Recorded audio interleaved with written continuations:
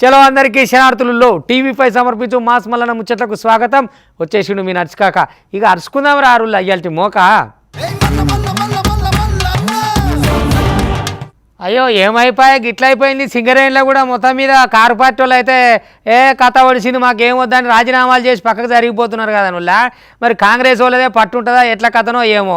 ఇక 5-6 రోజులలో గుర్తింపు వస్తుంది అనుకుంటే వాళ్ళకు మొత్తమే మేము పోటీ చేయమనుకుంటా పోతున్నారు. మరి ఇంత లూటికాడికి ఎందుకు వచ్చిందో ఏం కథ ఏం తెలుస్తలేదు.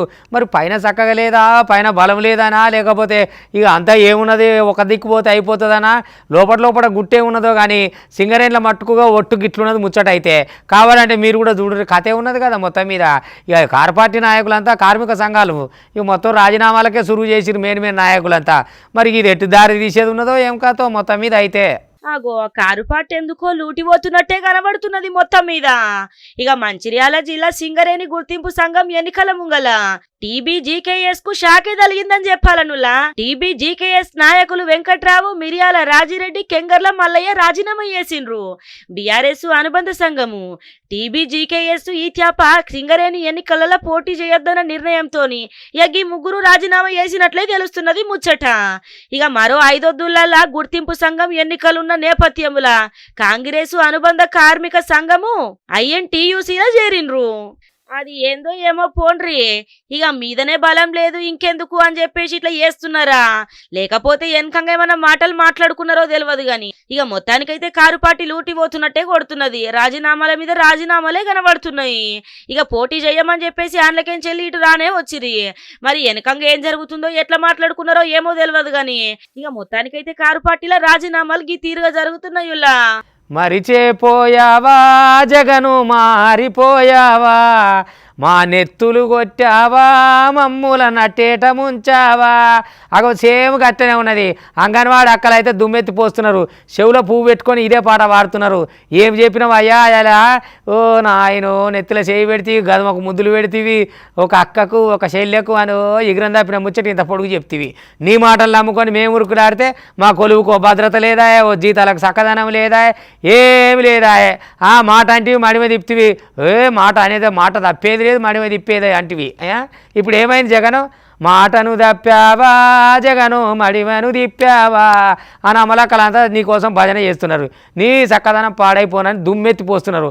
కావాలంటే చూడురి, ఏపీ రాష్ట్రం అంతా ఎగబడ్డ అంగన్వాడి అక్కలు మొత్తం జగనాల మీదకి. అయినా పట్టించుకుంటాడు. మనకు తాడేపల్లి బంగుళూరు సరిపోయి, లేకపోతే బెంగళూరు బంగుళూరు సరిపోయి. జగనన్న ఇచ్చి మరచావా, మాట ఇచ్చావా, మమ్ము మరచిపోయావా, మాట ఇచ్చావా, జగనన్న ఇచ్చి మరచావా, మాట ఇచ్చావా అని చక్కదనం పాడైపోను. 11 వద్దులు కాదు ఇంకెన్నొద్దులైనా గిట్నే కూర్చుంటాం. మా ఉద్యోగానికి ఒక భద్రత లేదు, మేమంటే ఇలువ లేదు, మాకు ఒక నౌకర్ల చక్కగా జీతాలు లేవు, గిట్నే ఉంటాది. ఎన్ని రోజులైనా సరే మా డిమాండ్లన్నీ నెరవేర్చేదాకా మేము గిట్లనే కూర్చుంటామని చెప్పి అంగన్వాడీలు అట్నే కూర్చున్నారులా. ఇక పాట కూడా వాడిండ్రు ఏమో, ఇందాం పాండ్రో పారి. మాట తప్పను అన్నావు, మడము తిప్పను అన్నావు,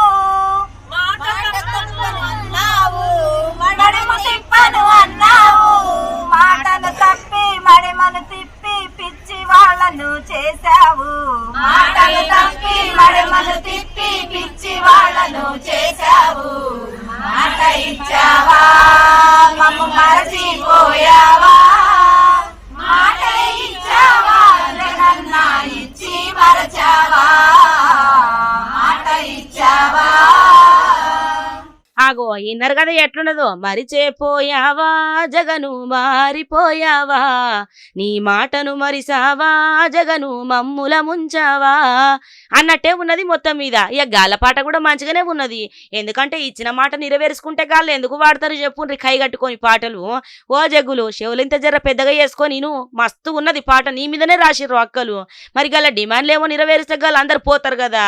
ఇక ఇల్లంతా ఇడసబెట్టుకొని వచ్చి ఎన్ని రోజులని ఇట్లా చెయ్యాలా. అయినా నువ్వు వింటే మంచిగానే ఉండు, ఎప్పుడో ఏపీ బాగుపడేది గాని ఇక మొత్తం మీద గట్టిగా కూర్చున్నారులా ఇల్లంతా. ఇక ఏపీలో ఎట్లున్నదో అంత చూస్తూనే ఉన్నాం కదా మనం కూడా. ఏందో ఈ జగ్గులు పాడైపోను కథ. ఏమి నిన్ను అడిగాము, కనీస వేతనం అడిగాము, ఏమి నిన్ను అడిగాము, కనీస వేతనం అడిగాము, అంగన్వాడీ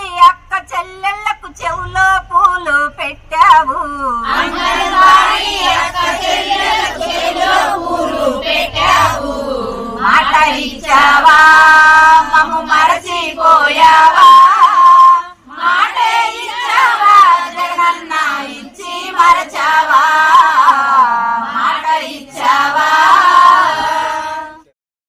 సంగారెడ్డి కాడ ఉన్న మల్కాపురం చీరలో మంచిగానే అయింది కాదు మిషన్లు.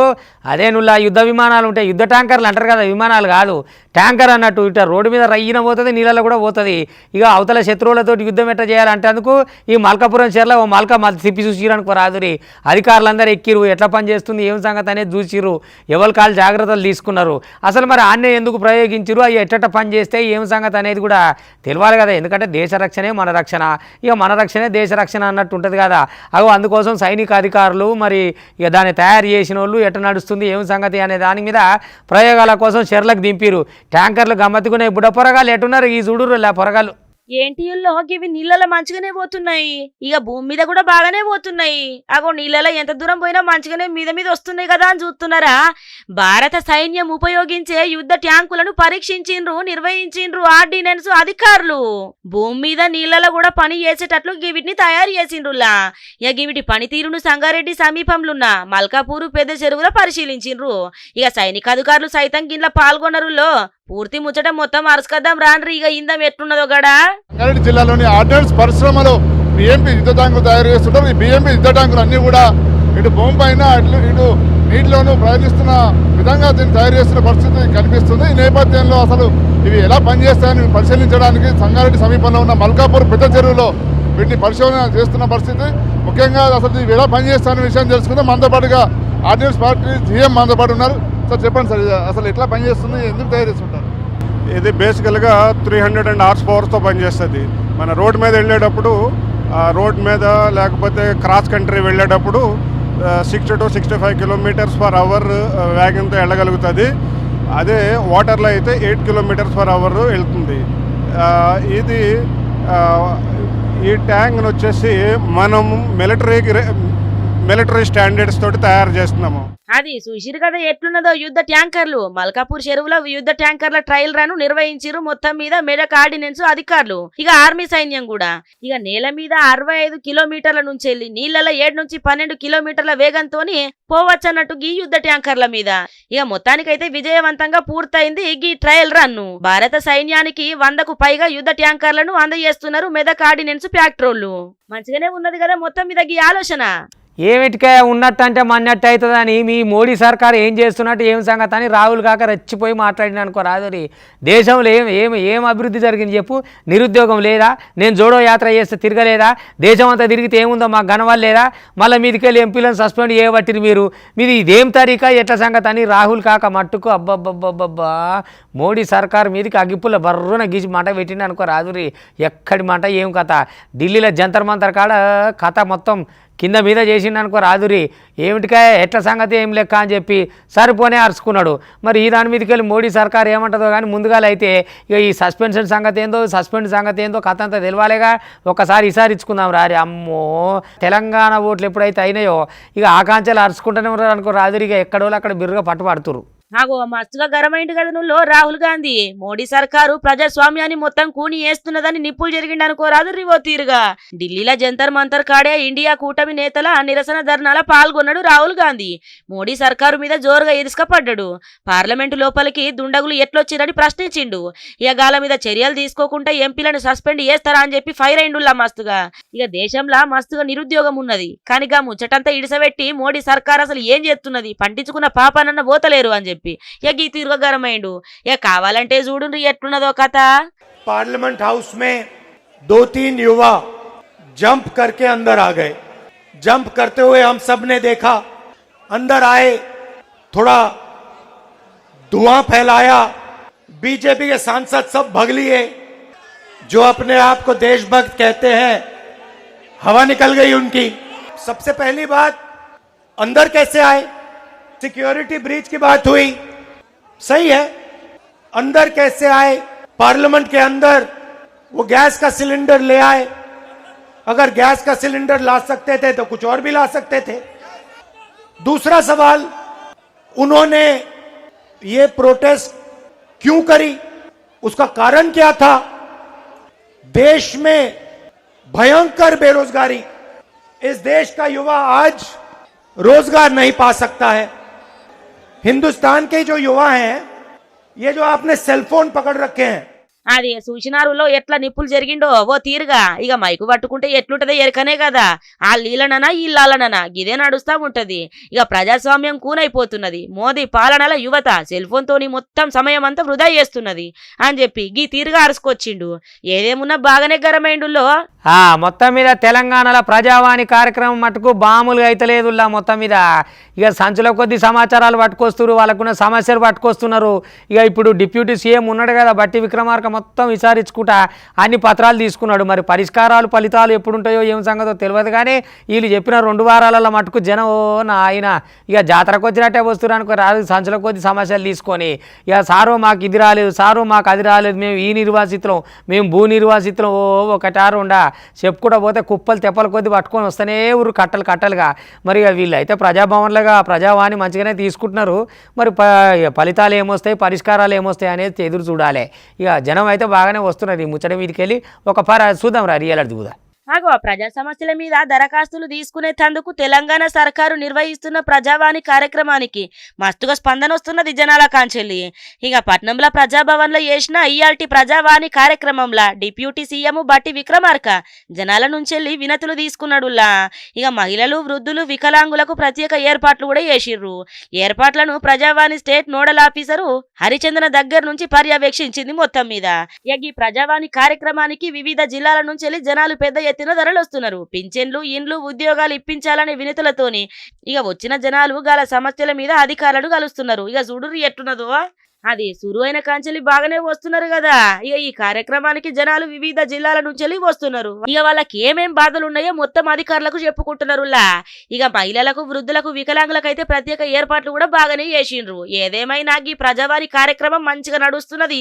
ఇక మీకు ఇచ్చిన ఉద్యోగాలే దాంట్లో అంటే మళ్ళీ ఉద్యోగాలను కూడా అమ్ముకుంటారు అంటే ఇక మిమ్మల్ని ఏమనాలే. అయినా మిమ్మల్ని ఏమి లాభం, ఈ సకదనాల జగనాలు ఉన్నాక ఉద్యోగాలు కాకపోతే ఎట్లుంటుంది. సర్కారు దవాఖాన్ల చూడురులా నకిలీ సర్టిఫికెట్లు తీసుకొచ్చినా కూడా నౌకర్లు ఇస్తేనే ఊరట, జనాల పానాలు తీస్తేనే ఊరట, పైసలు ఇస్తే పని లేకపోతే కాదు. ఇక అగో గదే ఉన్నది అన్నట్టు. మొత్తం మీద అయితే ఇక ఏమంట ఎవరినైనా ఏం లాభం ఉన్నదిలే. మీద ఉన్నాయన గసంటే ఆయన ఉన్నాడు, తల్లి తీరు పిల్ల, లీడర్ తీరు క్యాడరు. ఇక అడిగేటోడవాడు, ఆపేటోడవాడు. పటేలు పటవారి నా దిక్కుంటే ఎట్టెట్ట కొడతావు కొట్టరామ కూడా అని అడిగేది లేదు, అడ్డు లేదు, ఆపు లేదు. నౌకర్లు అమ్ముకోరి, జనాల దగ్గర పైసలు వసూలు చేయరు, కబ్జాలు పెట్టురు, ఆగమాగం చేయరు, ఏపినంత నానాకంతలు చేసి ఏమి ఎరగైన పిల్లగాల లెక్క మళ్ళీ కూర్చోరు. ఏమన్నంటే ఇంత పొడుగు కొడతారు పొంకరాలు పాడైపోను. సూడూరులో, ఏలూరులో సర్కారు దవాఖాన్ల సంగతి ఎట్లున్నదో ఏ రాష్ట్రంలోనే ఉంటుంది అగ్గింత అధ్వానంగా జగనాలు. ఇక నీకే తెలవాలని ముచ్చట పాడైపోను అని అంటా ఉన్నారు ఏలూరు జనాలు. ఏలూరు జిల్లాల కాసుల కక్కుర్తి వాడి కొందరు వైద్య శాఖ అధికారులు అడ్డదారులు దొక్కుతున్నారులా. ఇక దవాఖానకు వచ్చిన రోగుల పానలతోటి శెలగాటం ఆడుతున్నారు. పైసలు ఇస్తే చాలు నకిలీ సర్టిఫికెట్లున్న ఎవ్వరికన్నా సరే ఉద్యోగాలు ఇస్తామని అంటున్నారు. గీడ చదువుకున్న నిరుద్యోగుల భవిష్యత్తుతోని కూడా చెడుగుడు ఆడుతున్నారని చెప్పాలి. గీ ముచ్చట్ల ఏ నిబంధనలను పాటించకుండా ఇక గళ్ళకి ఇష్టం వచ్చినట్లు వైద్య శాఖల పోస్టుల్ని భర్తీ చేస్తున్నారు. ఇక కావాలంటే చూడండి ఎట్లున్నదో కథ. ఏమంటారు లగ్గీసుంటోలని, ఎంత అన్నాలం ఉన్నదో కదా. డిఎంఎన్హెచ్ ఆఫీస్లో ఎన్హెచ్ఎం, ఎన్యుహెచ్ఎంకి సంబంధించి ఏవైతే రిక్రూట్మెంట్స్ జరుగుతూ ఉన్నాయో వాటన్నిటి కూడా ప్రొసీజర్ ఫాలో అవుతున్నారా లేదా, అంటే నోటిఫికేషన్ ఇవ్వటం అండ్ ప్రొవిజనల్ మెరిట్ లిస్ట్ తదితర అన్నీ కూడా ప్రొసీజర్ ప్రకారం జరుగుతున్నాయా లేదా అనేది వెరిఫై చేయడానికి వచ్చాము. సో రికార్డ్ అంతా కూడా తీసుకున్నాము. ఇవి రేపు ఇంకొకసారి మేము వెరిఫై చేసుకుని కమిషనర్ సార్కి రిపోర్ట్ ఇవ్వడం జరుగుతుంది. అంత క్లియర్గా ఏం తెలియట్లేదండి. రికార్డ్ అయితే అంతా తీసుకున్నాము. ప్రొసీజర్ అంత టైం సరిపోదు. రేపు కూడా మేము వెరిఫై చేసుకుని ఇవ్వడం జరుగుతుంది. అయ్యా దేవుడనిక దేవుడు మీరే సారు డాక్టరు అని చెప్పి 2 చేతులు జోడించి దండాలు పెడతా ఉంటారు డాక్టర్లకు. గసొంటిది గిట్లా ఎత్తున్నారంటే గిట్లని ఏమనాలో చెప్పుర్రి. లక్షలల్లా పైసలు వసూలు చేసుకుంటా 10 కూడా పాస్ కానోళ్లకు ఆడియోమెట్రిక్ టెక్నీషియన్ల ఉద్యోగాలు కల్పించిండ్రు. జిల్లా వైద్య శాఖ అవినీతిని బట్టబయలు చేసింది TV5. ఏలూరు జిల్లా దవాఖాన్ల శంకర్ దాదాల పేరుతోని వరుస కథనాలు ప్రసారం చేసిందుల్లా. ఇక TV5 కథనాలకు స్పందించిన జిల్లా వైద్య అధికారులు రంగంలోకి దిగిండ్రు. కాంట్రాక్టు పోస్టుల భర్తీల అవకతవకల మీద విచారణ చేపట్టిండ్రు. Urban nodal officer office, DMHO ఆఫీసులో కూడా తనిఖీలు చేపట్టిర్రు. ఇక గివన్నట్టు ఇవాళ TV5 సమర్పించు మాస్ మల్లన ముచ్చట్లు చూస్తూనే ఉండిరు. మళ్ళీ రేపు ఇది పడదాకా మీ TV5 ఇగుంటా.